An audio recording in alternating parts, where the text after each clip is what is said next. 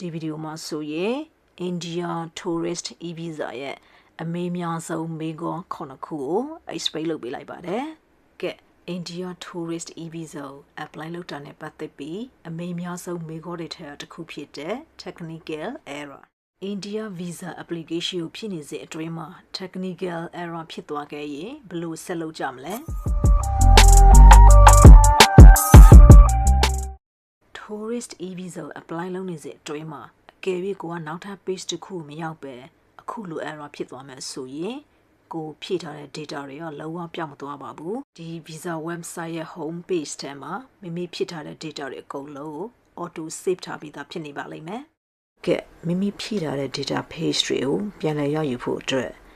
Indian government Visa website ရဲ့ home page ကိုသွား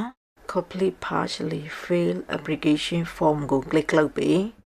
ကဲ complete partially fail form ကြာလာပြီဆိုရင်မိမိရဲ့ application ID ရှိမှသာကိုအရင်ဖြည့်ထားတဲ့ data page တွေကိုပြန်လည်ရရှိမှာဖြစ်ပါတယ်ကဲကိုရဲ့ application ID number ကိုဘယ်လိုသိနိုင်မလဲခုနကဒုတိယ page ကိုဖြည့်တော့ screenshot ရိုက်ထားတဲ့မိမိရဲ့ ID number 15လို့ကိုဒီ ID box ထဲကို copy and paste လုပ်ပြီးဒီမှာပေးထားတဲ့ကုတ်နံပါတ်6လို့ကိုသေချာမှကန်စွာဖြည့်ပြီး complete partially fail form ကို click လုပ်ပြီးကဲခုနကကိုဖြည့်ထားတဲ့ page ကိုပြန်လည်ရောက်ရှိပြီးနောက်ထပ် page တစ်ခုကိုစတင်ဖြည့်လို့ရပါပြီ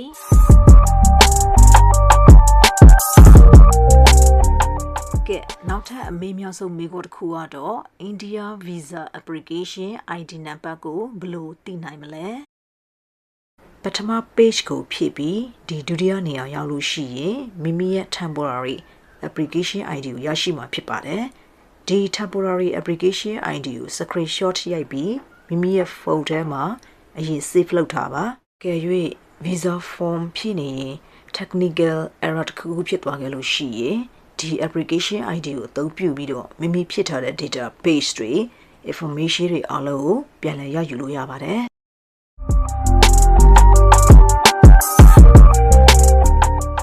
ကဲ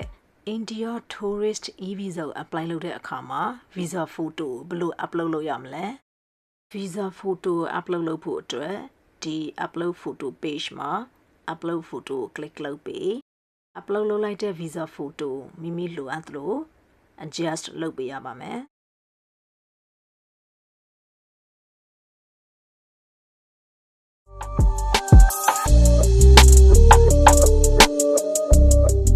ကဲ India Tourist E-Visa ဘယ်လို download လုပ်ရမလဲကဲ Tourist E-Visa approve ဖြစ်သွားပြီဆိုရင် confirmation email ကိုခုလိုလက်ခံရရှိပါလိမ့်မယ်ကဲမိမိရဲ့ India Tourist E-Visa ကို print out လုပ်ကြမယ် print out လုပ်ဖို့အတွက်ဒီ confirmation email မှာ important information အောက်မှာပါတဲ့သူပေးထားတဲ့ official visa website ကို click လုပ်ပြီး visa website ရဲ့ home page ထဲမှာဒီမှာတွေ့ရတဲ့ check your visa status ကို click လုပ်ပြီးဒီ visa status inquiry page မှာဆိုရင် application ID ကိုခုနမိမိလက်ခံရရှိထားတဲ့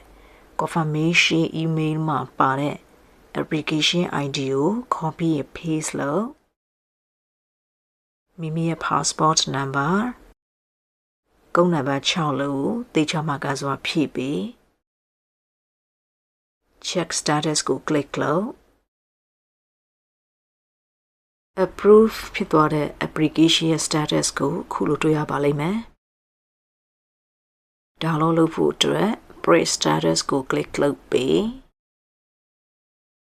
ကဲဒါက India country ရဲ့ tourist E-Visa ဖြစ်ပါတယ်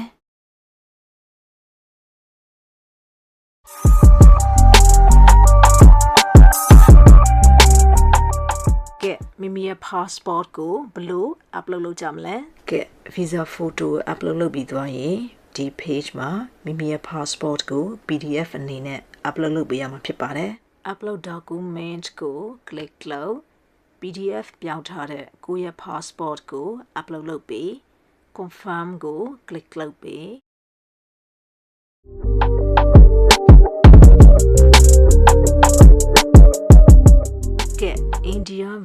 apply လုပ်ဖို့အတွက်ဘယ် website ကိုအသုံးပြုရမလဲ search bar နေပြီးတော့ India Visa online official လို့ရိုက်ပြီး search လုပ်ပြီးဒီကြလာတဲ့ page မှာတွေ့ရတဲ့ India Visa online ကို click လုပ်ပြီးကဲဒီ page က India country ရဲ့ Visa official website ဖြစ်ပါတယ် Visa လျှောက်ဖို့အတွက် Visa apply here ကို click လုပ်ပြီးကဲဒီ page မှာဆိုရင်ဒီမှာ describe လုပ်ထားတဲ့ visa 14မျိုးထဲနေပြီးတော့မိမိ apply လုပ်မဲ့ visa မျိုးစုံ choice လုပ်ပြီးတော့စတင် apply လုပ်လို့ရပါပြီကဲ India country ကို purpose အနေနဲ့အလက်အပတ်သွားမှာဖြစ်တဲ့အတွက်ဒီ e-tourist visa ကို apply လုပ်ရမှာဖြစ်ပါတယ်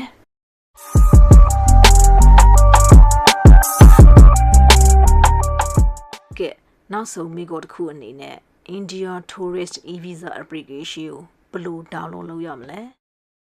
ကဲ tourist e-visa approve ဖြစ်သွားပြီဆိုရင် confirmation email ကိုခုလိုလက်ခံရရှိပါလိမ့်မယ်ကဲမိမိရဲ့ India tourist e-visa ကို print out လုပ်ကြမယ် print out လုပ်ဖို့အတွက်ဒီ confirmation email မှာ important information အောက်မှာပါတဲ့သူပေးထားတဲ့ official visa website ကို click လုပ်ပြီးဒီမှာတွေ့ရတဲ့ print e-visa application ကို click လုပ်ပြီး